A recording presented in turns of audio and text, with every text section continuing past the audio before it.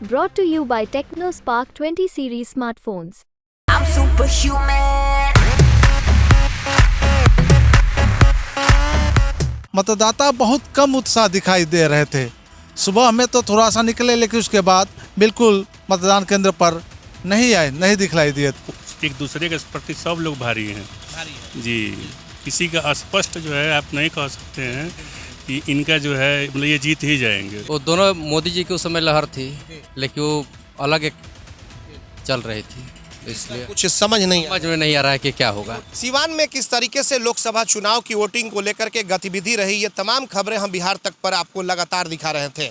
और हमने ये भी बताया कि जो 6 बजे तक जब वोटिंग बंद हुआ तो उस समय तक सीवान में कितना प्रतिशत रहा और दिन भर की स्थिति क्या रही। हमारे साथ सीवान के कुछ स्थानीय पत्रकार आप देख सकते हैं मौजूद हैं। प्रभात खबर से अरविंद सिंह हैं, हिंदुस्तान अखबार से रितेश सिंह हैं और हिंदुस्तान से ही एक सीनियर रिपोर्टर है संदीप कुमार सिंह। 3 लोग हमारे साथ अभी मौजूद हैं और इनसे जानेंगे, क्योंकि आज ये लोग फील्ड में पूरी तरीके से बने रहे।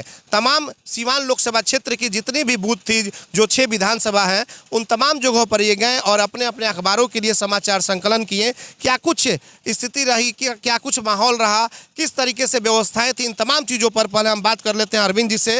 अरविंद जी, क्या कुछ स्थिति रही, क्या कुछ माहौल रहा जब आप लोग जा रहे थे? सुबह 7 बजे से वोटिंग आज शुरुआत हुई और 6 बजे तक लास्ट बंद हो गया।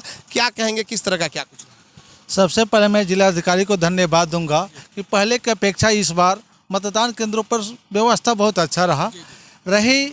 उमस भरी गर्मी में और धूप में मतदाता बहुत कम उत्साह दिखाई दे रहे थे।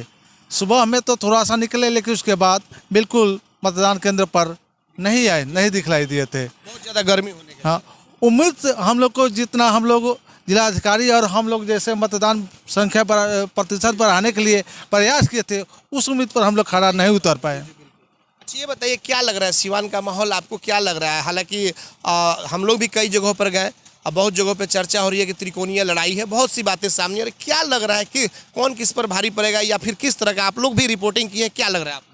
देखिए, कोई मतदाता कुछ बताने से सफाई इनकार कर रहा है, लेकिन कौन जीत रहा है ये भी कहना सीवान के लिए बहुत मुश्किल है। बिल्कुल, आपने सुना, अरविंद जी थे। कौन जीत रहा है, कौन हार रहा है, हमने भी बहुत जगह जा करके और जानने का भी प्रयास किया, लेकिन मतदाता बिल्कुल साइलेंट है। वो कुछ नहीं बता पा रहे हैं कि कौन जीत रहा है, कौन हार रहा है। जो चर्चा चल रही है कि त्रिकोणीय लड़ाई है, हिना साहब, आरजेडी के अवध बिहारी चौधरी और एनडीए की विजय लक्ष्मी कुशवाहा, लेकिन इसमें कौन किस पर भारी पड़ता है ये तो 4 जून को पता चलेगा। लेकिन ये पत्रकार हैं, स्थानीय अखबार के हैं और ये लोग भी बूथ तक पहुंचे हैं, ग्राउंड रिपोर्टिंग ये लोग भी अपने अपने अखबारों के लिए किए हुए हैं। तो इनसे जान लेना बेहद जरूरी है कि आखिरकार इनका मंतव्य क्या है। जब ये गए हैं तो वहाँ पे लोगों से बातचीत हुई होगी। संदीप जी से हम जान लेते हैं, जो हिंदुस्तान के वरिष्ठ पत्रकार हैं। क्या लग रहा है, क्या कुछ दिखाई दे रहा है? सुबह से आप लोग लगातार रिपोर्टिंग कर रहे हैं, सीवान की लड़ाई आप किस तरह की मान रहे हैं? जी, 3 जैसे कि अभी त्रिकोणीय लड़ाई देखने को मिल रही है, जैसे कि हिना साहब हो गई और अवध बिहारी चौधरी जी हो गए और एक जो रमेश कुशवाहा की पत्नी जी हैं, ये तीनों लोगों का जो है त्रिकोणीय अभी फ़िलहाल लग रहा है कि ये तीनों में एक दूसरे के प्रति सब लोग भारी हैं जी। किसी का स्पष्ट जो है आप नहीं कह सकते हैं कि इनका जो है मतलब ये जीत ही जाएंगे, पूर्ण रूप से कुछ नहीं कहा जा सकता है, क्योंकि वोटर बिल्कुल साइलेंट दिखाई दे रहा है जी। कई जगह ये भी देखने को मिला है कि प्रचार आपका हुआ है लेकिन वोट किसी और को चला गया है, ये भी ऐसा हुआ है जी। ये भी देखने को मिला। बिल्कुल। जैसे राजनीतिक देखे होंगे आप, नाराजगी जो है इसका भी कहीं ना कहीं असर पड़ा है, वोट असर पड़ा। और सबसे बड़ी बात है जो वोट प्रतिशत अपने वहाँ कमी हो गई है, जो अपेक्षा थी उसके अनुरूप जो है वोटर नहीं निकल पाए। ये हम लोग की भी बोलता है, मतलब ये मानी जाएगी, ये हम लोग नहीं निकाल पाए। तमाम सारा जो है आज 2 महीने से 3 महीने से जागरूकता कार्यक्रम लगातार जो है स्वास्थ्य विभाग से लेकर के तो लगातार चलाए जा रहे हैं। बिल्कुल, लेकिन फिर भी वो चीज़ नहीं हम लोग कर पाए। वैशाली में 61% से के आसपास पूरे अभी हम देखे हैं 3 बजे तक का आंकड़ा आया था हमारे पास, तो उसमें सीवान सबसे नीचे है, बिहार में सबसे नीचे है। तो ये भी कहीं ना कहीं हमारे लिए गड़बड़ बात है कि हम लोग नहीं निकाल पाए मतदाताओं जी। लेकिन कौन किस पर भारी पड़ रही है अभी खुल करके सामने बिल्कुल नहीं हो पाएगा। अभी हर लोग लग रहा है कि हर एक दूसरे में भारी है।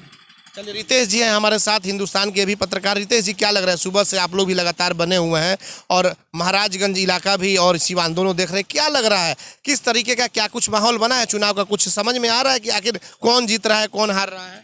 लड़ाई तो मैंने तीनों आदमी एक दूसरे पर भारी है, लेकिन सीवान में लेकिन कहा नहीं जा सकता है कौन क्या करेगा।